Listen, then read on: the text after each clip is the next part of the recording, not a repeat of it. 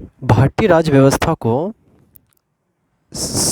That means Indian polity को समझने के लिए सबसे पहले मेरा जो बेसिक टर्म्स होना चाहिए, एक डेफिनेशन के तौर पे कुछ महत्वपूर्ण टर्म्स जो है जिसमें अक्सर हम लोग कंफ्यूज्ड कर जा रहे हैं।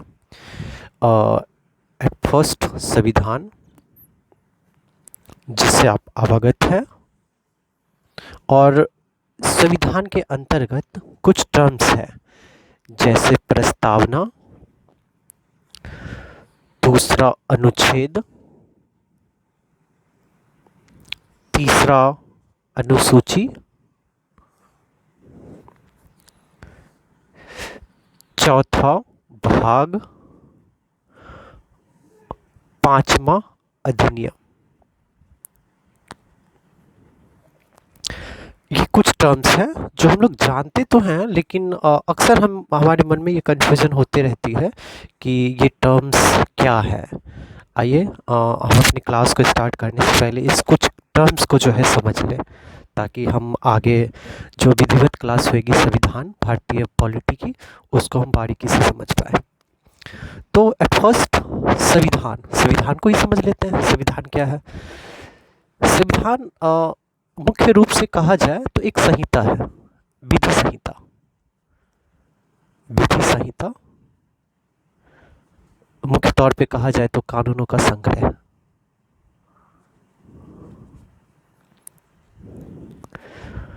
कानूनों और विधि कहने का अर्थ है कि किसी भी देश की प्रशासनिक जो व्यवस्था होती है, किसी भी देश का जो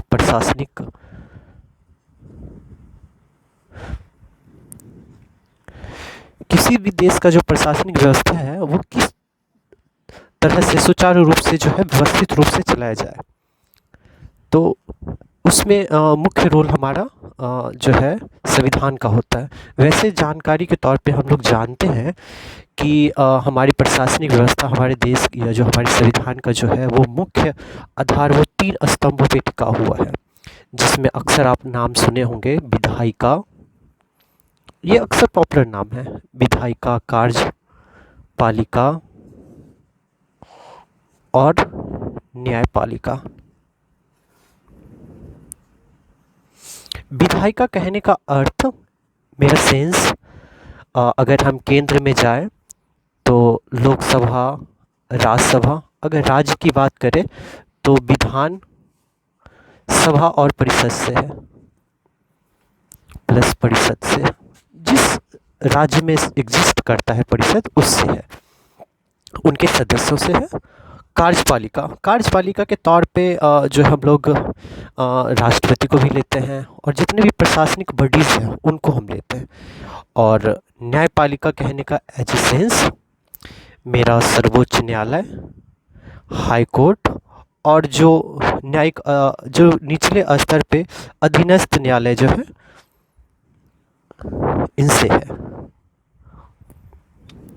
ये तीनों लिखने का मेरा पर्पस ये है कि देखिए, अगर हमारे देश का जो संविधान है उस संविधान में विधायिका, कार्यपालिका और न्यायपालिका का एक विशेष महत्व है। अगर हमारे देश में प्रशासनिक व्यवस्था को चलाना है, सुचारू रूप से चलाना है, तो विधायिका नए नए कानून को जो है लोकसभा, राज्यसभा में लाएगी और उसे पारित करेगी, ताकि देश में जो भी वंचित वर्ग है, चाहे देश में जो अंतिम छोर पे खड़ा व्यक्ति है, उन तक कानून जो है कानून का लाभ पहुंच सके, उनका फ़ायदा हो सके। और ये अक्सर जो है वोटिंग सिस्टम के तहत जो है ये चुने जाते हैं। उसके बाद अगर हम कार्यपालिका की बात करें तो कार्यपालिका इनके द्वारा जो कानून बनाया जाता है उसको इम्प्लीमेंट करता है, चाहे वो राष्ट्रपति हो, राज्यपाल हो, अगर निचले स्तर पे आए तो हम डिस्ट्रिक्ट मजिस्ट्रेट, डीएम हो, चाहे प्रशासनिक तौर पे जो एसपी और न्यायिक और निचले स्तर पे दरोगा, ये सारे जो है इनकी बॉडीज़ हैं जो मदद करता है इनके कानून को इम्प्लीमेंट करने में। और दूसरे तौर पे हम चले न्यायपालिका। न्यायपालिका का भी एक विशेष महत्व है। कहा भी जाता है कि सर्वोच्च न्यायालय जो है ये हमारे संविधान का संरक्षक है, संविधान का संरक्षक। किस मायने में? तो देखिए इस मायने में कि अगर विधायिका द्वारा अगर कोई कानून बनाया गया है और कार्यपालिका के द्वारा अगर सही से इम्प्लीमेंट नहीं किया जा रहा है, या ऐसे कुछ एक्ट्स विधायिका द्वारा बनाए जा रहे हैं जो हित में नहीं है, जनता के हित में नहीं है, या जो हमारा बेसिक स्ट्रक्चर है, जो हमारे संविधान का बेसिक स्ट्रक्चर है उसके विरुद्ध है।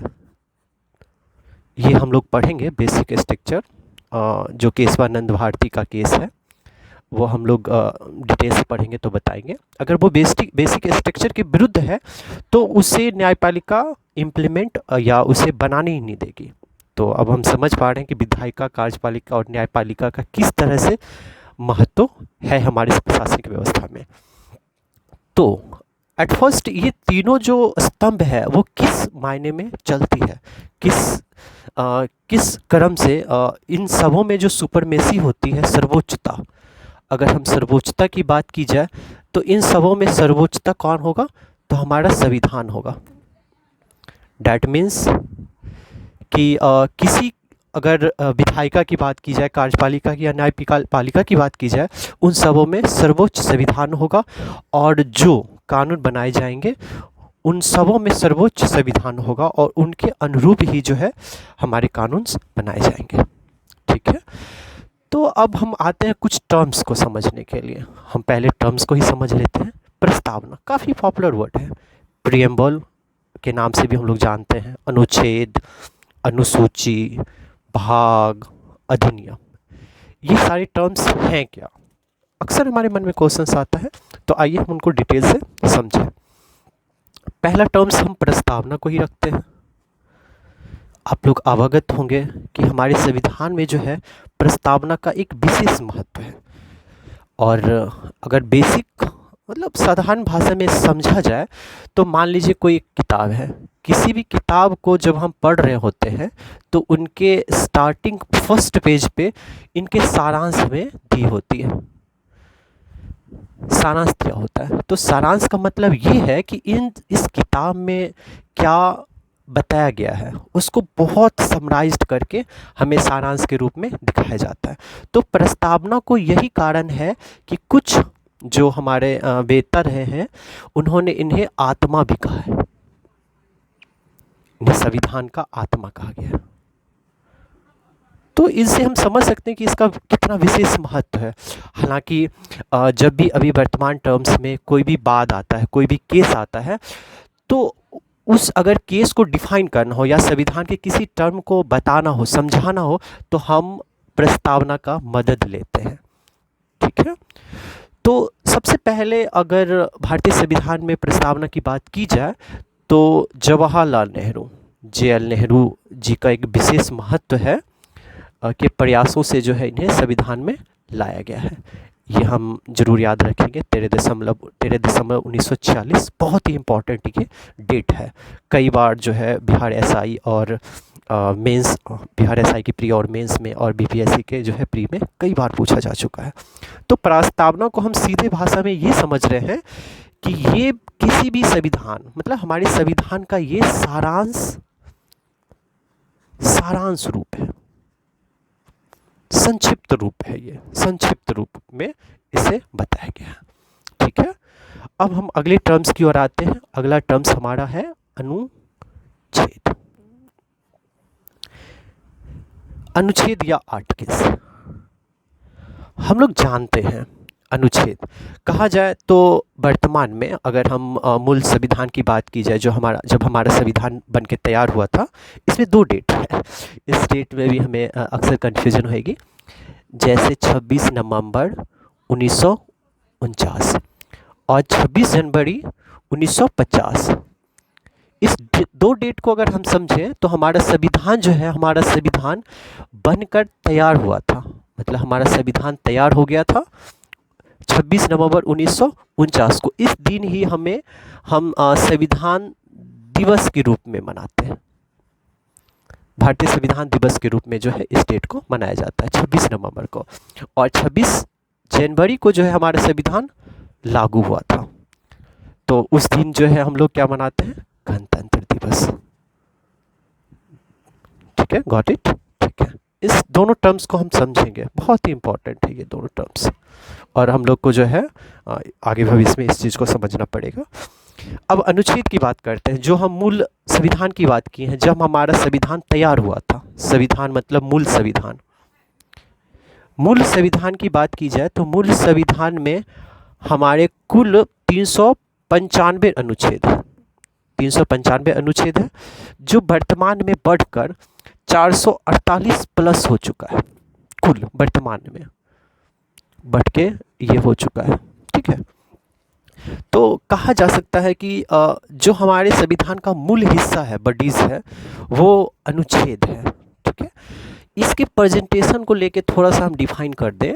जैसे इसका जो प्रेजेंटेशन होता है, कुल अनुच्छेद, इसका जो प्रेजेंटेशन अनुच्छेद का किया जाता है, जैसे आप सुने होंगे, कहीं देखे होंगे, अनुच्छेद 1 भारत राज्यों का एक संघ है। ठीक है, दूसरे टर्म्स में आप सुने होंगे 1A। ठीक है, ये जो एक है, मतलब इसको ये जो है उप हिस्सा माना जाता है। ठीक है, क्लॉज के रूप में हम इसको समझते हैं। तो जहाँ पे एक है, एक ए दिया है, इसका मतलब ये होता है कि ये मूल संविधान का ही हिस्सा है। ये जो है वो एक ये हमारे मूल संविधान का ही हिस्सा है और उसका एक्सटेंशन है, विस्तार है। दूसरा हमको देखने को मिलेगा 21A। ए फॉर्म में, मतलब अल्फ़ाबेट के तौर पे भी हमें ABCD के रूप में भी देख सकता है, और दूसरा क ख ग घ इसके रूप में भी हमें देखने को मिल सकता है। दरअसल ये जो टर्म्स है, ये टर्म्स हमारे संशोधन, जो हमारा संविधान संशोधन हुआ था, संविधान संशोधन के जो है तौर पे इनको जोड़ा गया है, जोड़ा गया। अब शायद हम अपनी बात को समझ पा रहे हैं कि जो हमारा मूल संविधान 395 है और ये जो 448 प्लस हो चुका है, ठीक है, ये हमारा संविधान संशोधन के तौर पे जोड़ा गया है। शायद आप याद होगा अनुच्छेद 368। हम जब आर्टिकल्स को पढ़ेंगे तो बहुत अच्छे से समझ पाएंगे संविधान संशोधन कैसे होता है, किस तौर पे होता है, कैसे जो है बनाया जाता है। ठीक है, अब नेक्स्ट जो हम आते हैं, नेक्स्ट टर्म्स हमारा आता है अनुसूची।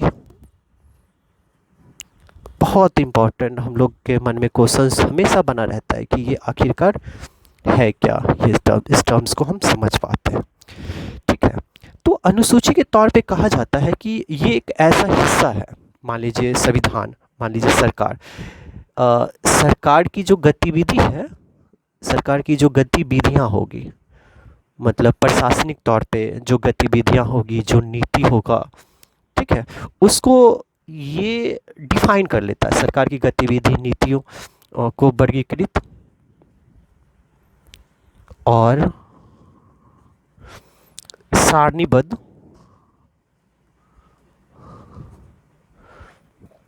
क्या होता है। तो अनुसूची को हम अगर डिफाइन करें तो बता सकते हैं कि हमारी जो सरकार की प्रशासनिक व्यवस्था है, उसकी गतिविधियां, नीतियां को वर्गीकृत कर पाता है और उससे सारणीबद्ध जो है किया जाता, क्या होता है या किया जाता है इसके माध्यम से। और साथ साथ अनुसूची एक माध्यम है जहां अनुच्छेदों का विस्तृत वर्णन होता है, विस्तृत वर्णन होता है। डैट मीन्स कुछ अनुच्छेद है, अगर हम उसे मूल संविधान में डिफाइन नहीं कर पाते हैं तो अनुसूचियों में कुछ अनुच्छेदों को जो है विस्तृत रूप से वर्णन किया गया है। और जैसे हम जान रहे होते हैं कि हमारे मूल संविधान में आठ अनुसूची थी मूल संविधान में, और वर्तमान में जो है ये बढ़ के 12 हो चुका है। हम अपने क्लास में इस पारियों को जो है 12 को पूरे ब्रीफ से जो है डिफाइन करके समझाएंगे कि ये आखिरकार क्या है। ठीक है, उसके बाद नेक्स्ट टर्म्स में हम आते हैं भाग। हम आप बहुत बारीकी से समझ पा रहे होंगे कि संविधान में जो भाग होता है वो क्या है, ठीक है, उन्हें कई भागों में बांटा गया है। तो हम मोटा मोटी ये कह लेते हैं कि संविधान में जो अनुच्छेद होता है, संविधान में अनुच्छेदों को सूचीबद्ध किया जाता है।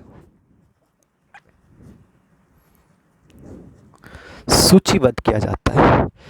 सूचीबद्ध कहने का मतलब ये होता है कि एक विशेष जो भाग होता है, भाग में विशिष्ट अनुच्छेदों को रखा जाता है। जैसे भाग में विशिष्ट, प्रत्येक भाग में जो है विशिष्ट अनुच्छेदों को रखा जाता है।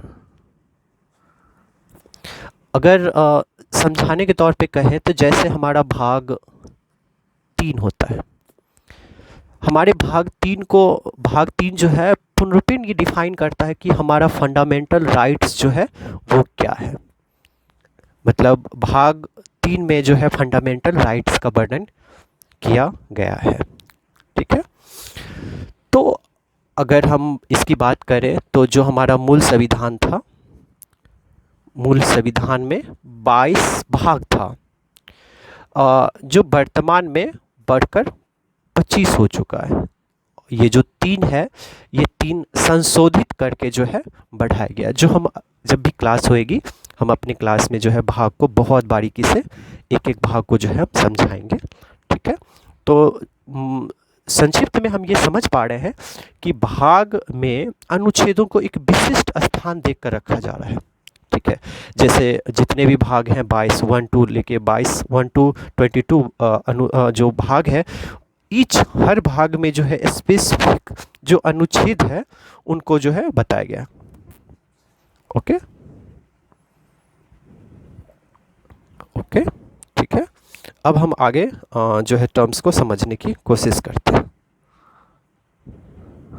अनुच्छेदों, ओके गुड, ठीक है। अगला टर्म्स जो है हमारा आता है अधिनियम। अक्सर ये टर्म्स भी जो है हम लोग कंफ्यूज्ड रहते हैं कि अधिनियम क्या है और इसे कैसे डिफाइन किया जा सकता है।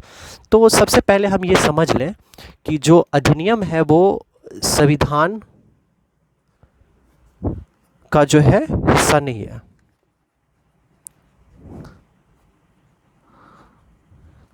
मुख्य रूप से कहा जाए तो जो हमारा मूल संविधान है, मूल संविधान का हिस्सा नहीं है। तो आखिरकार है क्या? तो अधिनियम जो है वो संविधान के जो उपबंध हैं, ठीक है, उपबंधों को प्रभावी रूप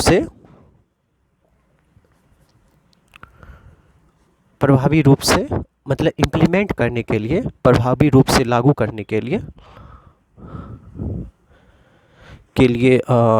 सरकार द्वारा, सरकार में हम राज्य सरकार या केंद्र सरकार के तौर पे ले सकते हैं, के लिए सरकार द्वारा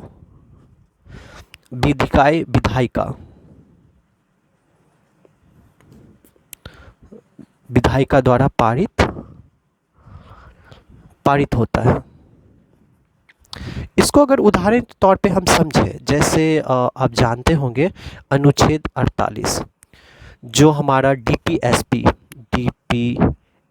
राज्य के नीति निर्देशक तत्व जो है, जो हमारा भाग 4 में आता है, इसका हिस्सा है अनुच्छेद 48, जिसमें कहा गया है पर्यावरण की सुरक्षा, जिसमें चर्चा किया गया है पर्यावरण सुरक्षा प्लस सुधार और वन प्लस वन्य जीव की सुरक्षा। इस अनुच्छेद में बस इसकी चर्चा की गई है कि अनुच्छेद 48 कहता है कि पर्यावरण की सुरक्षा, सुधार और वन प्लस वन्य जीव की सुरक्षा की जाए, ठीक है, या रक्षा की जाए। तो इससे जो है ये इम्प्लीमेंट नहीं हो पा रहा था, ठीक है। तो इसको क्या किया गया कि राज्य सरकार और केंद्र सरकार अपने हिसाब से कुछ एक्ट्स लाई, विधानसभा में चाहे सांसद से जो है लागू करके कुछ जो है अधिनियम एक्ट जो है पारित करवाई। जैसे आप उदाहरण के तौर पे हम अक्सर सुन रहे होंगे वन्य जीव संरक्षण अधिनियम 1972, बड़ी पॉपुलर है ये 1972।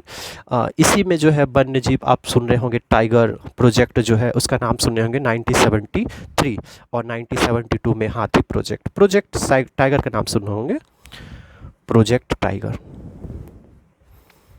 और एक प्रोजेक्ट एलिफेंट। तो इनसे ही प्रभावित है ये 1973, इनसे ही प्रभावित है। और नेक्स्ट है वन संरक्षण अधिनियम। बहुत बहुत इम्पॉर्टेंट है ये, बहुत ज़्यादा इम्पॉर्टेंट है, क्योंकि ये जो है आपका बिहार एसआई मेंस में ये क्वेश्चन डायरेक्ट पूछा था कि वन संरक्षण अधिनियम किस वर्ष लाया गया। तो सीधी सी बात है 1980 में, और इसका संशोधन जो है 1988 में, संशोधन जो है वो 1988 में लाया गया था। ठीक है, तो मोटे तौर पे हम समझ पा रहे हैं कि ये टर्म्स क्या है, ये तीनों टर्म्स को हम बहुत बारीकी से समझ पाए हैं। ठीक है, उसके बाद जब हम आगे समझेंगे, आगे हमारा जो समझने का टर्म्स होएगा कि हम किस तरह से पॉलिटी को, ये तो कुछ इम्पोर्टेंट टर्म्स ही हुआ है, आगे हम संविधान को पढ़ेंगे तो उसको हमारा समझने का, पढ़ने का क्या तरीका होएगा। संविधान में पहले सबसे जो है ना, हम ऐतिहासिक पृष्ठभूमि में जाएंगे। जो हमारा इसका पृष्ठभूमि है, पृष्ठभूमि से हम तैयार करेंगे। पृष्ठभूमि कहने का हमारा सेंस है, कुछ ईस्वी है जो हम लिख रहे हैं, आप शायद समझ पा रहे होंगे।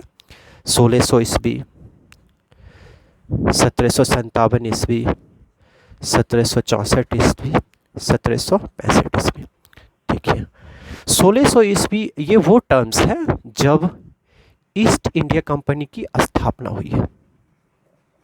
ये क्वेश्चन भी पूछता है, ये इसकी स्थापना जो हुई है उस टाइम भारत में मुगलों का शासन था, मुगलों का शासन था, और ये काफ़ी पॉपुलर आया है। अकबर जो है उस टाइम मुगल शासक हुआ करते थे, और इस टाइम जो है 1600 ईस्वी में ईस्ट इंडिया कंपनी की स्थापना इंग्लैंड में हुई।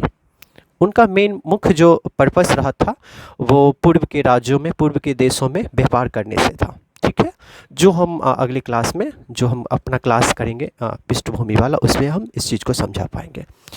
उसके बाद एक डेट आता है 1757 का, बहुत इम्पॉर्टेंट है, प्लासी के युद्ध के नाम से जाना जाता है। उसके बाद 1764 है बक्सर का युद्ध, और 1765 एक हैराकी चला है, इलाहाबाद की संधि। जब आप हिस्ट्री पढ़े होंगे तो आप देखे होंगे 1757 जो प्लासी की युद्ध हुई है, ठीक है, प्लासी जो वेस्ट बंगाल का एक क्षेत्र है, प्लासी में जो युद्ध हुई है वो जो बंगाल के नवाब थे और अंग्रेज़ों के बीच हुई है। ठीक है, हालांकि एक षड्यंत्रकारी युद्ध रहा जिसमें नवाब की हार हुई है, लेकिन अंग्रेज़ जो है इसमें जीत पाए हैं एक षड्यंत्र के तौर पे। लेकिन बक्सर एक ऐसा युद्ध है जिसमें ईस्ट इंडिया कंपनी जो है एक शासक के तौर पे उभर कर आया है। इससे पूर्व इनकी जो रही है, इसके पूर्व उनका जो मोटो रहा है वो व्यापारिक रहा, व्यापारिक उनका मोटो था। लेकिन हम आप देखेंगे कि जब बक्सर का युद्ध हुआ है तो उसमें ईस्ट इंडिया कंपनी एक शासक के रूप में उभर कर आता है, एक पावरफुल जो है शासक के रूप में आता है उभर कर। और जैसे ही 1765 में एक संधि होएगी, इलाहाबाद की संधि होएगी, उसमें इनका जो व्यापारिक टर्म्स हैं वो अब प्रशासनिक प्लस राजनीतिक